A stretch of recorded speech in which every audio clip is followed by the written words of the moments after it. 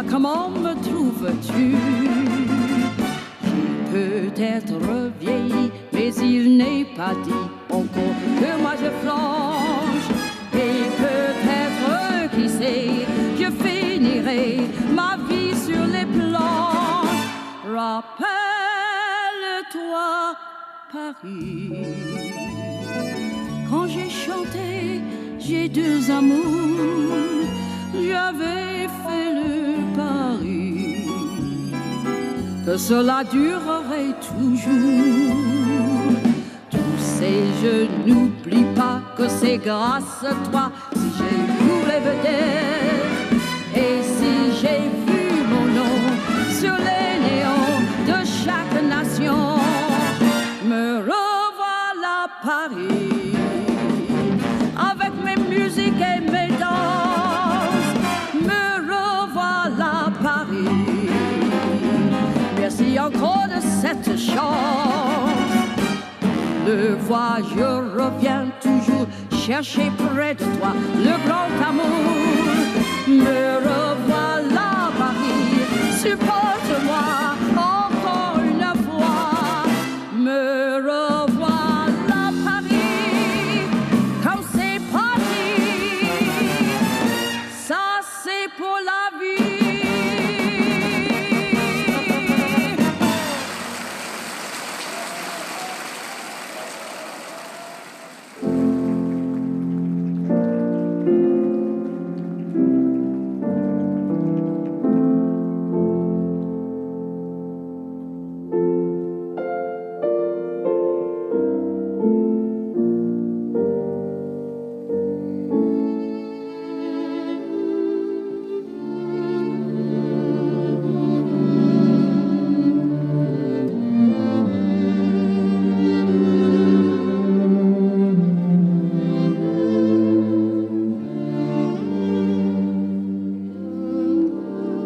Joséphine Baker, de son vrai nom Freda Joséphine MacDonald, est née en 1906 à Saint-Louis dans le Missouri, aux États-Unis. Une ville où règne la misère et la ségrégation raciale. Dès son plus jeune âge, elle alterne les petits travaux de ménage et l'école pour aider une fratrie dont elle est l'aînée. Tumpy, c'est le surnom que lui donne sa mère Kerry, ne tient pas en place, saute et danse sans arrêt. Elle n'a qu'un souhait, partir. Je me souviens de l'horreur de l'émeute raciale de East Saint-Louis quand j'étais petite. Pendant des années, Saint-Louis représentait une ville de peur, d'humiliation. Je me suis enfuie de chez moi. Je me suis enfuie de Saint-Louis. Puis je me suis enfuie des États-Unis d'Amérique à cause de cette terreur de discrimination, cette horrible bête qui paralyse notre âme et notre corps.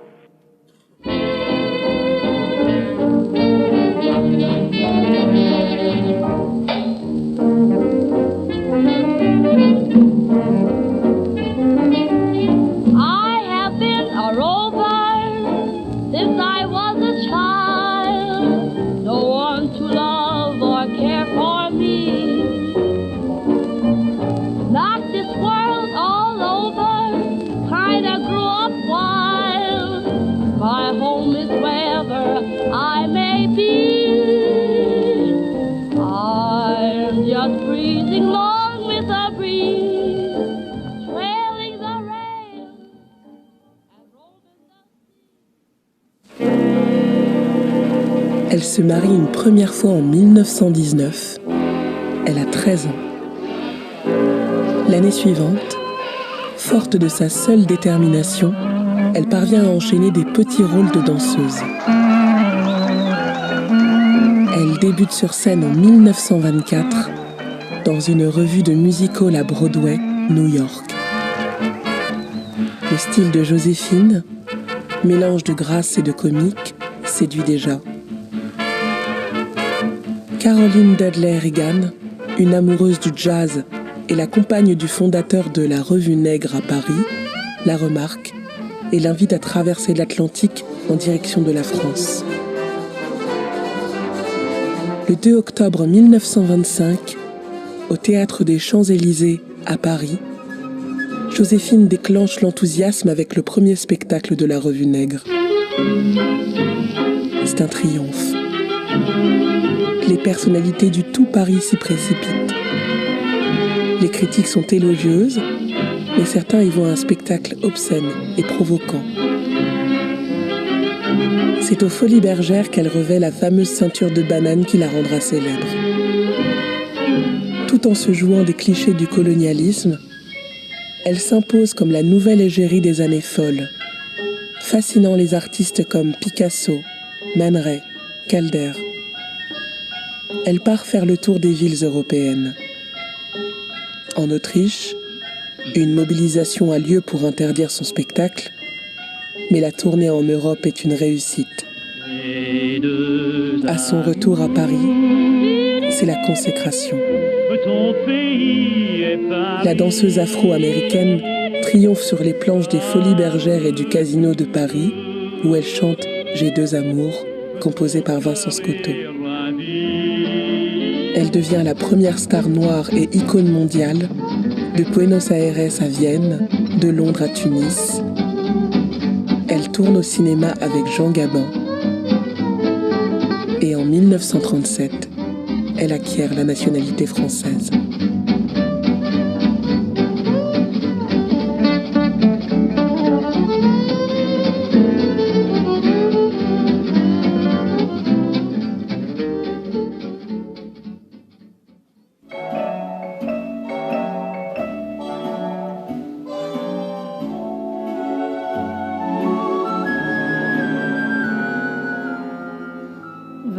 Par jour, par douzaine, des messieurs très amoureux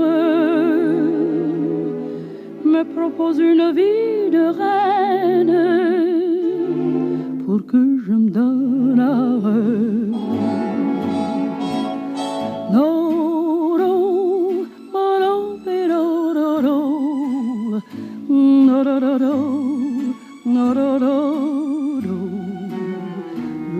J'en perds la tête, il est si bête qu'il n'a pas compris.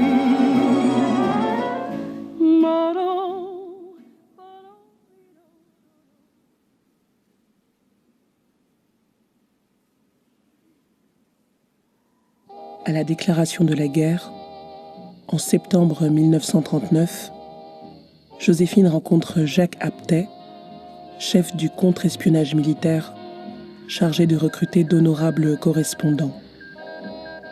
Des personnalités bénévoles, dignes de confiance, susceptibles de se rendre partout sans éveiller les soupçons, pour recueillir des renseignements sur l'activité des agents allemands. Joséphine lui répond « Capitaine, ne suis-je pas devenue l'enfant chéri des Parisiens ? Ils m'ont tout donné, en particulier leur cœur. Je leur ai donné le mien. Je suis prête à leur donner aujourd'hui ma vie. Vous pouvez disposer de moi comme vous l'entendez. » Dès les premiers mois de la guerre, elle effectue plusieurs tournées pour motiver les troupes. Elle a plus de 4000 filleuls de guerre. Chaque soir, elle assure à ses frais la gestion d'un centre d'accueil de réfugiés à la gare du Nord. Sous la France occupée, elle entre immédiatement en résistance contre les nazis et refuse de chanter à Paris tant que les Allemands sont présents. Pour l'ennemi, elle reste l'artiste et sillonne alors le Maghreb et les pays arabes, de Marrakech à Damas. Sous couvert de ses tours de chant, elle glane des informations en les dissimulant dans ses partitions. Au Milan, elle cache des résistants et la famille de Jean Lyon, son ex-mari qui était juif. Ses activités lui vaudront la médaille de la Résistance, reçue des mains du colonel Bocheron de Boissoudy et les insignes de chevalier de la Légion d'honneur.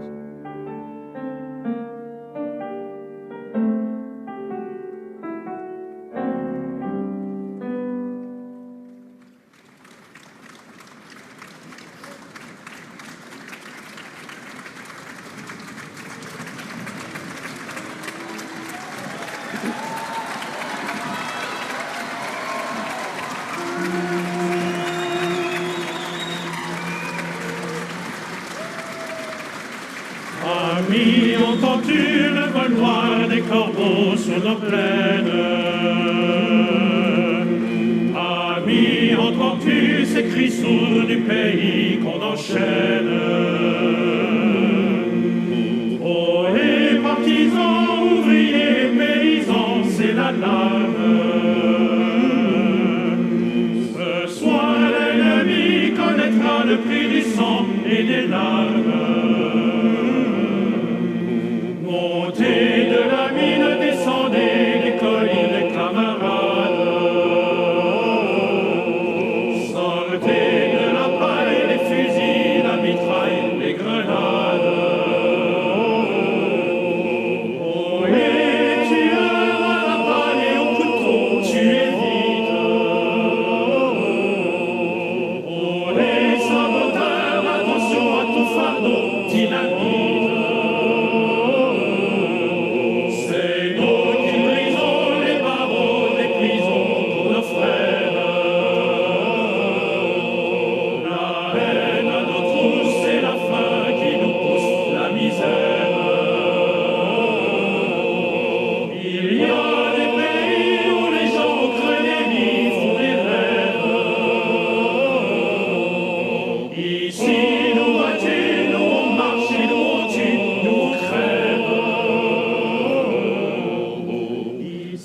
Chacun sait ce qu'il veut, ce qu'il fait quand il passe.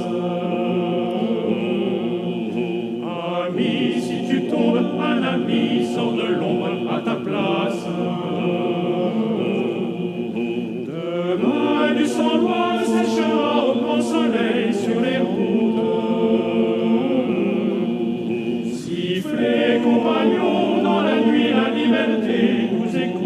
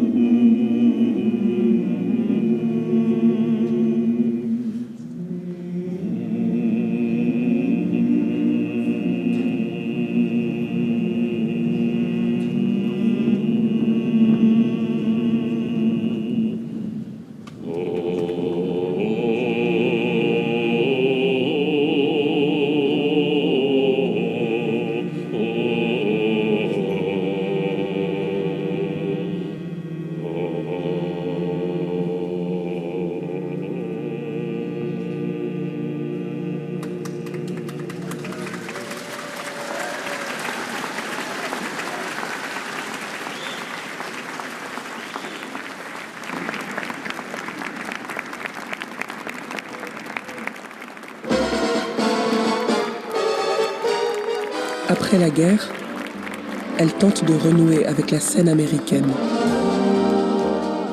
Mais elle se heurte à nouveau à la ségrégation raciale. Dans un club new-yorkais très sélect, on refuse de la servir.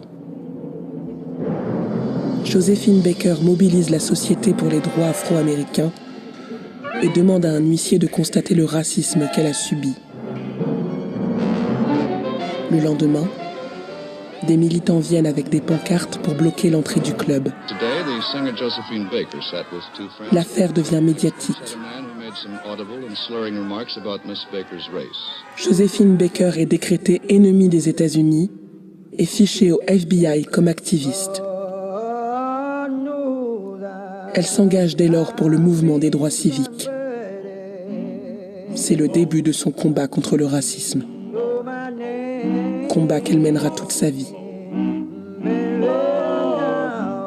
En 1963, elle participe à la marche de Washington organisée par Martin Luther King. Elle est à ses côtés et prend la parole, vêtue de son uniforme de sous-lieutenant de l'armée de l'air. Mariée à Joe Bouillon, musicien et chef d'orchestre français, elle fait du château des Milandes un lieu à l'image de sa vision du monde, un village de la fraternité. Elle y fonde une famille qu'elle appellera sa tribu arc-en-ciel.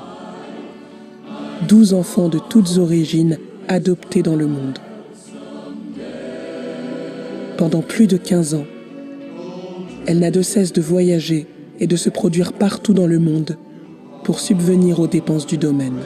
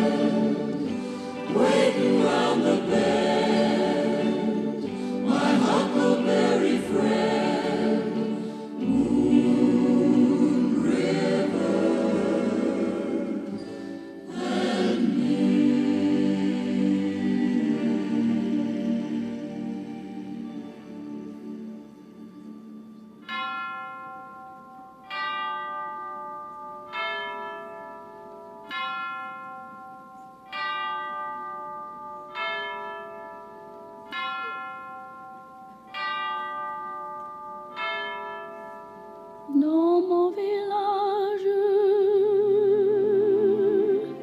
j'élève tendrement. Dans mon village, 5 tout petits enfants, 5 orphelins d'ici de là, qui s'ennuyaient seuls ici-bas. Et j'ai voulu qu'ils soient choyés dans un foyer.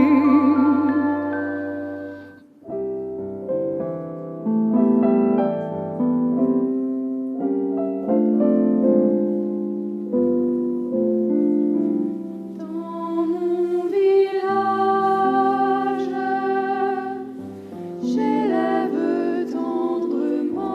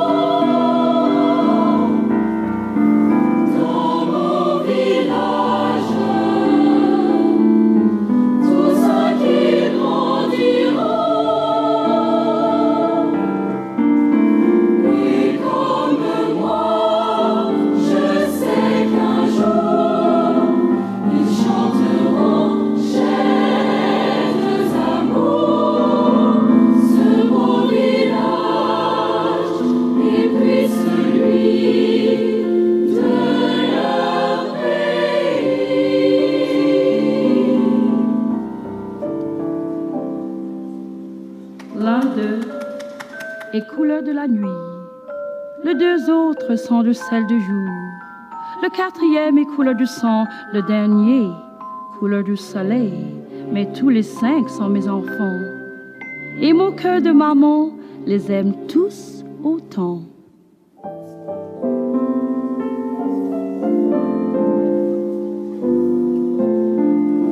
Si mon village pouvait servir un jour de témoignage et symbole d'amour,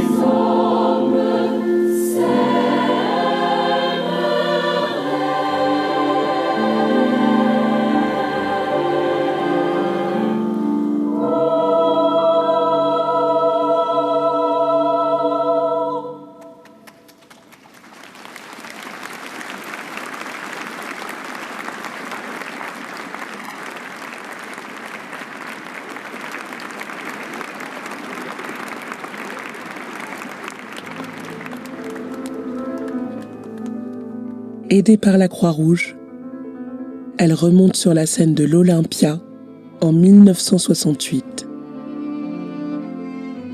L'année suivante, Jean-Claude Brialy l'accueille dans son cabaret.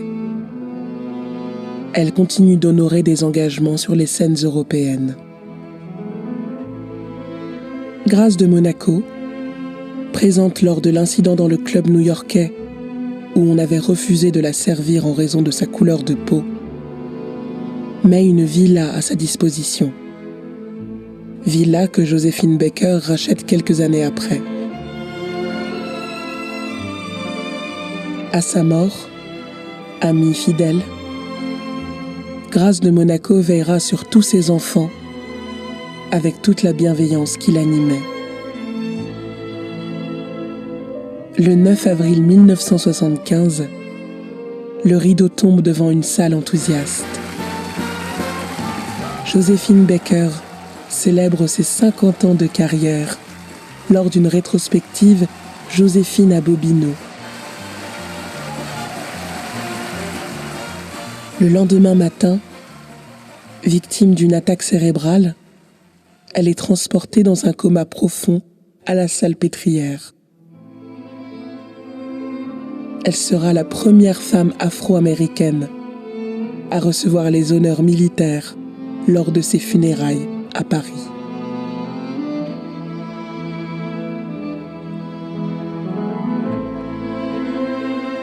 Je n'oublierai jamais Paname, ni vous, messieurs, ni vous, mesdames.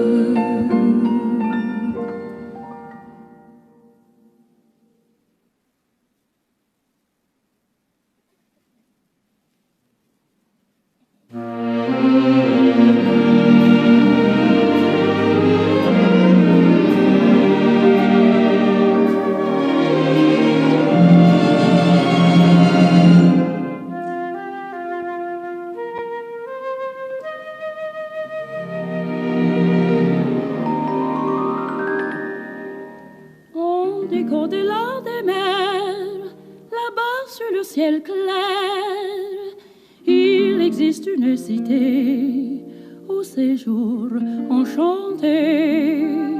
Et sur les grands arbres noirs, chaque soir, vers elle s'en va tout mon espoir. J'ai deux amours,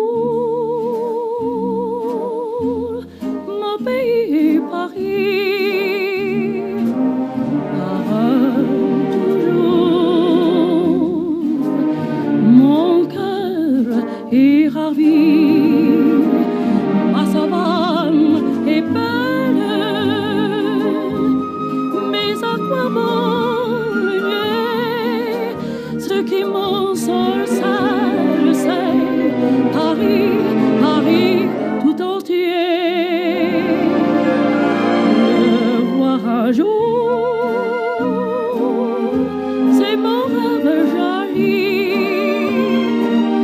les deux amours, mon pays Paris.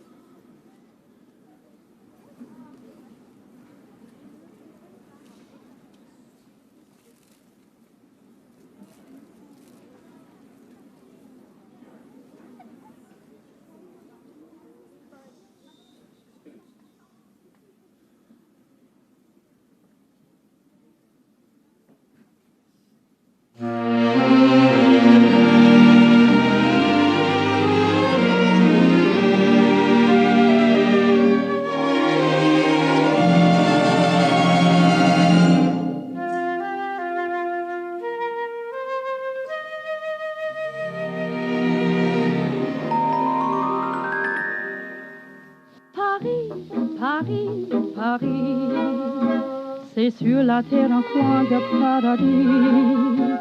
Paris, Paris, Paris. De mes amours, c'est lui le favori. Mais oui, paradis. Ce que j'en dis, on vous l'a déjà dit. Et c'est Paris qui fait la parisienne, qu'importe qu'elle vienne du Nord ou bien du Midi. Et c'est aussi... J'ai toujours essayé de ne pas me mettre dans une catégorie d'une grande artiste. Non, je pense que je suis une personne qui a été adoptée par la France. Ça m'a surtout développé le sens humaniste. Et c'est cela, pour moi, le plus important de ma vie.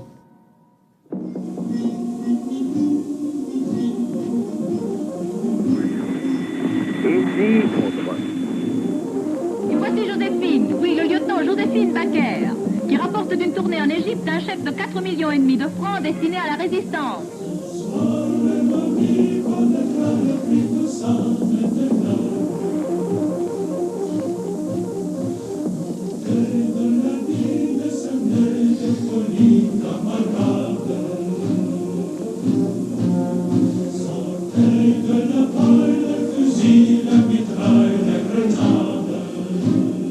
Pourquoi avez-vous accepté d'entrer dans les services secrets? Pour défendre la France, mon idéal, la dignité humaine.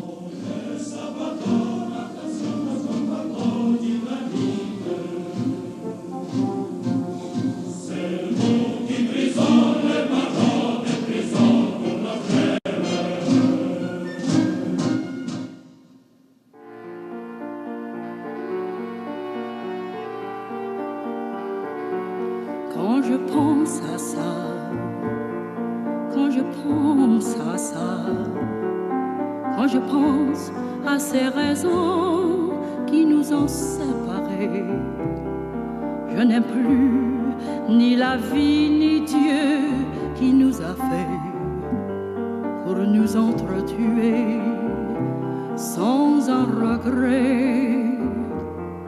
Quand je pense à ça, quand je pense à ça, quand je pense à ceux qui souffrent si loin de le foyer, je voudrais les réunir et demain retrouver à tout jamais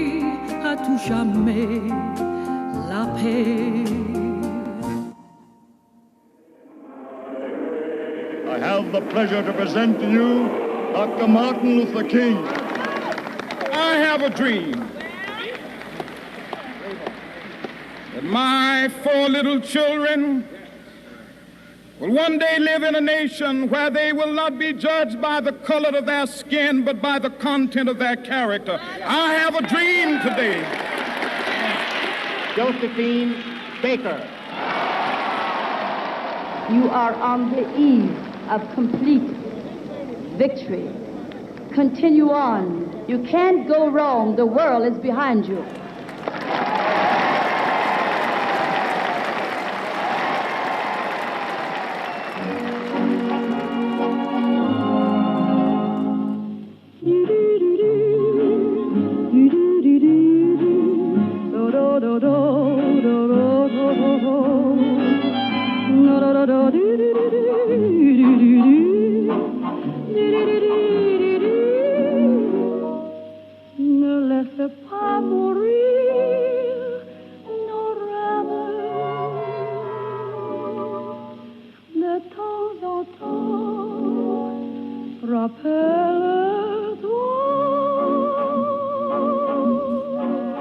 J'ai eu cette idée parce que j'ai vu tellement d'incompréhension entre les êtres humains, les soi-disant adultes.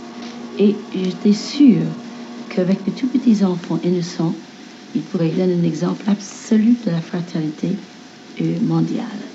Ce n'est qu'en France qu'on pourrait donner un tel exemple de tous ces petits enfants venant des 4 coins du monde et vivant ici vraiment en frères.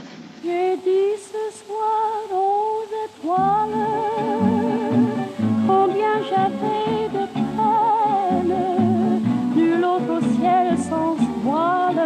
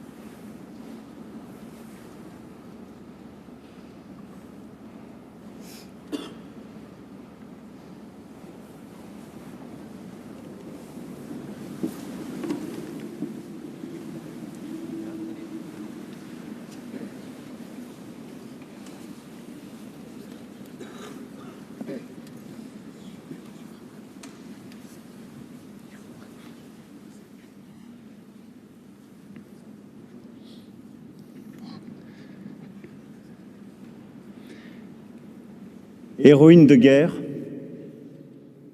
combattante, danseuse, chanteuse.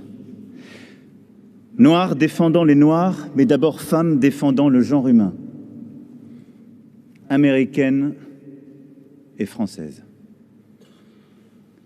Joséphine Baker mena tant de combats avec liberté, légèreté, gaieté.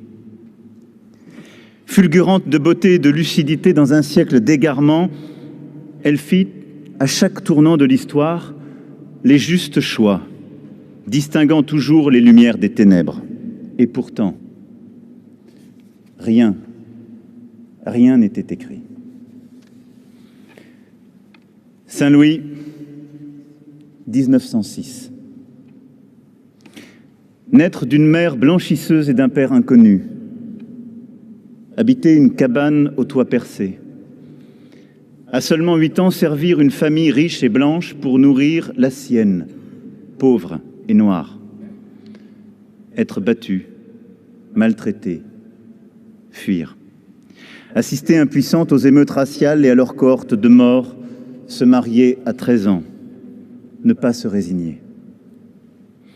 Danser. Danser pour vivre, vivre pour danser, à Saint-Louis, à la Nouvelle-Orléans, puis à Philadelphie, envoûter le public par son énergie et son humour, gagner Broadway, théâtre des possibles, rencontrer Caroline Dudley, créatrice de revues en Europe, et faire lever devant soi tous les rideaux, céder toutes les portes, tomber toutes les barrières. Paris, 1925. Quand Joséphine Baker arrive en France, Paris est une fête. Elle n'a pas 20 ans. Année folle. Année de danse et de musique. Année de nuit et d'ivresse où se noie Joseph Kessel, ignorant qu'un jour il écrira le chant des partisans. Si dans cette France, partagée entre soif de liberté et préjugés coloniaux, l'enfant de Saint-Louis se distingue, c'est parce qu'elle invente. Dès le fameux soir du 2 octobre 1925, au Théâtre des Champs-Élysées, un numéro qui dépasse les contradictions françaises de l'époque. Les concepteurs de la revue Nègre imaginent-ils pour elle une danse du ventre, fantasme d'exotisme sauvage? Elle s'y livre, mais en gonflant les joues, en écartant les genoux, de sorte que le comique détourne bientôt le sensuel. Lui demande-t-on de danser nue, vêtue d'une simple ceinture de bananes dorées? Elle y consent. Mais écorne l'érotisme à coups de grimaces, de gestes saccadés, balaie les clichés d'un revers de hanche et raille l'imagier nègre par ses roulements d'yeux moqueurs. Les stéréotypes, Joséphine Baker les endosse, mais elle les bouscule, les égratigne, les tourne en burlesque sublime. Esprit des Lumières ridiculisant les préjugés colonialistes sur des notes de Sidney Bechet. Le triomphe est immédiat. Folie bergère, escalier mythique du Casino de Paris, scène de toutes les capitales européennes, les danses syncopées de la perle noire, contrepoint insolent à la basse continue du racisme, enchantent la France et bientôt toute l'Europe à une vitesse inouïe. La voici un jour chanteuse sur des succès de Vincent Scotto, un autre actrice devenant Zouzou et donnant la réplique à Jean Gabin, puis dévalant les Champs-Élysées, guépard tenu en laisse, au volant d'un cabriolet recouvert de cuir de serpent. Aux côtés d'un homme, une nuit, au bras d'une femme, une autre, elle qui a 2 amours. En quelques années seulement, Joséphine Baker forge sa légende. Elle épouse la scène, impose sa liberté, entre dans l'imaginaire et dans l'intimité des Français. Par son insouciance, jamais inconsciente, son courage toujours gai, Cette légèreté ourlée de tristesse qu'arborent ceux qui ont déjà vécu, l'américaine réfugiée à Paris devient l'incarnation de l'esprit français et le symbole d'une époque. Crèvecoeur-le-Grand, dans l'Oise, 30 novembre 1937. Il y a 84 ans, jour pour jour. Joséphine revient d'une tournée difficile aux États-Unis. La ségrégation y est plus sévère que jamais. Et elle se marie avec Jean Lion et devient alors officiellement citoyenne française. Les Français m'ont tout donné. Je suis prête à leur offrir aujourd'hui ma vie. Joséphine Baker ne considère pas sa nouvelle nationalité comme un droit, mais avant tout comme un devoir, une conquête de chaque jour. Aussi se voue-t-elle tout entière à sa nouvelle patrie et à la défense de ses valeurs. La voici, militante indéfectible de la Ligue internationale contre l'antisémitisme, dès 1938, puis officier de l'armée de l'air, servant comme infirmière dans le cadre d'actions organisées par la Croix-Rouge. Sur la ligne Maginot, elle donne des concerts mémorables en soutien au moral des troupes. Alors que la Blitzkrieg menée par l'Allemagne nazie effraie l'Europe, Joséphine Baker, elle, veut faire plus. Troquant les feux de la rampe pour la flamme de la résistance, elle devient, avant même le 18 juin, honorable correspondante et sert son nouveau pays au péril de sa vie. Protégeant résistants et juifs dans sa propriété des Milandes, transformée en antenne radio, recevant sur son lit d'hôpital à Casablanca tout ce que le Maghreb compte d'officiers de la France libre, parcourant l'Afrique et l'Europe pour transmettre des informations confidentielles écrites à l'encre sympathique sur ses partitions ou cachées dans ses robes, traversant le désert en jeep pour galvaniser les soldats, préparant le débarquement de Provence. Joséphine joue un rôle à ce point décisif qu'elle se voit décerner la médaille de la Résistance. Surtout, l'insigne qu'elle préférera entre tous, une petite croix de Lorraine en or, reçue des mains même du général de Gaulle en 1943, et qu'elle finit pourtant par vendre pour reverser l'argent aux œuvres de la Résistance. Puis en 1961, la croix de guerre avec palme et la Légion d'honneur remise par le général Valin. C'est cela, Joséphine. Un combat pour la France libre, sans calcul, sans quête de gloire, dévoué à nos idéaux. Washington, 28 août 1963. Alors qu'icône adulée après la libération, elle aurait pu, comme beaucoup d'autres, s'installer dans la célébrité. Joséphine Baker, uniforme de l'armée de l'air en étendard, prend la parole devant les milliers de militants des droits civiques qui attendent le discours du pasteur Martin Luther King. Ce jour-là, qu'elle définit comme le plus beau de sa vie, est pour elle l'aboutissement d'une longue lutte. S'avançant vers le pupitre, sans doute repense-t-elle à la petite fille qui, punie par ses maîtres blancs pour avoir cassé une assiette, s'était fait ébouillanter les mains. Au temps où même la vedette qu'elle était se voyait interdire l'accès à des hôtels aux États-Unis. À cette soirée où, sous les yeux de Grace Kelly, qui ne l'oubliera jamais, elle s'était vue refuser le service au Stork Club, un grand restaurant new-yorkais.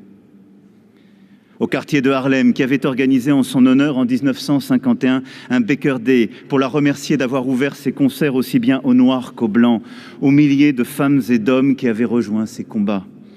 Alors, évoquant dans son discours son invitation prochaine à la Maison-Blanche, Joséphine Baker, oui, à coup sûr, se souvient de tout cela et déclare à la foule: « Ce n'est pas la femme de couleur, la noire, qui qui ira là-bas. C'est une femme. Joséphine Baker ne défendait pas une couleur de peau. Elle portait une certaine idée de l'homme et militait pour la liberté de chacun.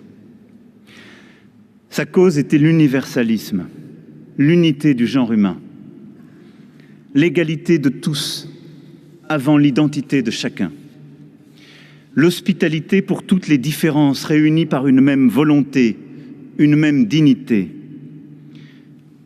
l'émancipation contre l'assignation.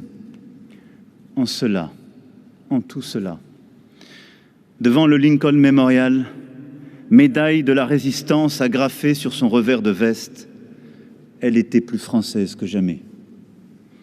Infiniment juste, infiniment fraternelle, infiniment de France. Et que nul aujourd'hui ne fasse mentir ou ne détourne son combat universel. Ce n'était pas un combat pour s'affirmer comme noire avant de se définir comme américaine ou française. Ce n'était pas un combat pour dire l'irréductibilité de la cause noire, non, mais bien pour être citoyenne, libre, digne, complètement, résolument. Dordogne, 15 mars 1969. Malgré les tournées répétées, malgré le courage et l'appel télévisé de Brigitte Bardot, malgré le soutien de généreux donateurs, Joséphine Baker est expulsée de sa célèbre propriété du Périgord noir, le château des Milandes.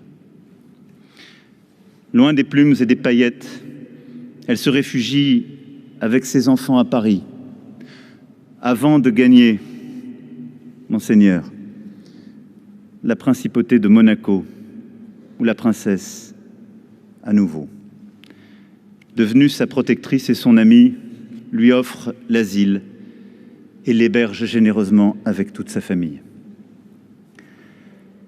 Ce jour de mars 1969, elle ne dit pas seulement adieu à un enracinement, à ce paysage qu'elle aime tant, à son château sur la Lune qu'elle adorait et occupait depuis plus de 30 ans. Elle dit adieu à un rêve fou, celui d'installer au Milan un collège de la fraternité universelle, où elle souhaite que soit enseigné à des enfants venus du monde entier la tolérance, la laïcité, le goût de l'égalité et de la fraternité. Si ce collège ne vit donc jamais le jour, l'adoption avec Jo Bouillon de 12 enfants, Akio et Teruya, venus du Japon, Louis de Colombie, Jari de Finlande, Jean-Claude, Moïse et Noël de France, Brian et Marianne d'Algérie, Kofi de Côte d'Ivoire, Tara du Venezuela et Stélina du Maroc. Oui, ces 12 enfants, cette famille, permit à Joséphine Baker de prouver aux yeux du monde que les couleurs de peau, les origines, les religions pouvaient non seulement cohabiter mais vivre en harmonie. Vous êtes là ce soir, fidèle à ses rêves. Sa tribu arc-en-ciel, comme elle l'appelait, est le plus beau des manifestes humanistes, épiphanie de l'universalisme auquel elle croyait tant. Joséphine Baker a quitté la vie en même temps qu'elle quittait la scène. Quelques heures après la seconde représentation d'une revue consacrée à sa vie. C'était à Bobino, au cœur de ce quartier de la gaieté dont le nom lui allait si bien. Quelques jours plus tard, le 15 avril 1975, des milliers de Parisiennes et de Parisiens remontaient la rue Royale pour accompagner son cercueil, déjà drapé de bleu, blanc, rouge, vers cette église de la Madeleine où la France enterre ses artistes. Aujourd'hui, nous sommes encore là, même bleu, blanc, rouge, pour la faire entrer dans notre Panthéon. Alors ce soir, Joséphine Baker entre ici avec tous ces artistes qui l'accompagnent, tous ces artistes qui ont aimé le jazz, la danse, le cubisme, la musique, la liberté de ces années. Elle entre ici avec tous ceux qui, comme elle, ont vu dans la France une terre à vivre, un lieu où l'on cesserait de se rêver ailleurs, une promesse d'émancipation. Elle entre ici avec tous ceux qui ont choisi la France, qui l'ont aimée et l'aiment charnellement, qui l'ont vue trébucher et ont continué de l'aimer, qui l'ont vue à terre et se sont battus pour la relever. Français par le sang versé, les combats menés, l'amour donné. Elle entre ici pour nous rappeler à tous, pour nous rappeler à nous-mêmes, qui mettons quelquefois tant d'entêtement à vouloir l'oublier, l'insaisissable beauté de notre destin collectif. Nous qui sommes une nation de combat fraternel, que l'on désire, que l'on mérite, qui n'est elle-même que lorsqu'elle est grande et sans peur. Joséphine Baker, vous entrez dans notre Panthéon où s'engouffre avec vous un vent de fantaisie et d'audace. Oui, pour la première fois ici, c'est une certaine idée de la liberté, de la fête qui entre aussi. Vous entrez dans notre Panthéon parce que vous avez aimé la France, parce que vous lui avez montré un chemin qui était le sien véritable, mais dont elle doutait pourtant. Vous entrez dans notre Panthéon parce que, née américaine, au fond, il n'y a pas plus française que vous. Et alors qu'à la fin de votre carrière, adaptant les paroles de votre plus grand succès, vous clamiez « Mon pays, c'est Paris », chacun de nous ce soir murmure ce refrain, sonnant comme un hymne à l'amour. Ma France, c'est Joséphine. Vive la République, vive la France.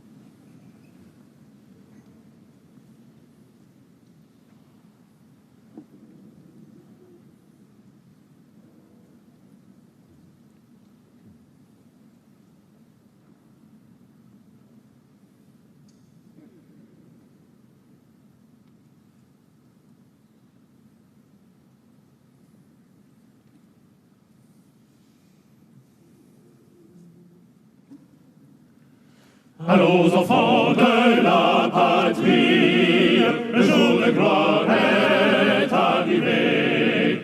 Contre nous de la tyrannie, l'étendard sanglant est levé. L'étendard sanglant est levé. Entendez-vous dans les campagnes, justes et féroces soldats. Ils viennent juste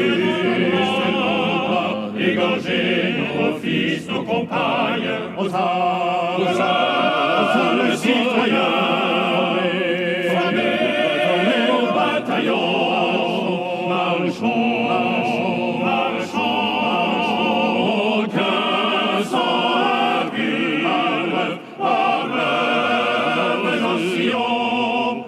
amour sacré de la patrie, conduit, soutient nos braves vengeurs. Liberté, liberté chérie, combats avec tes défenseurs, combats avec tes défenseurs, sous nos drapeaux que la victoire accourt à tes mâles accents, que tes expirants voient ton triomphe et notre gloire, aux armes citoyens.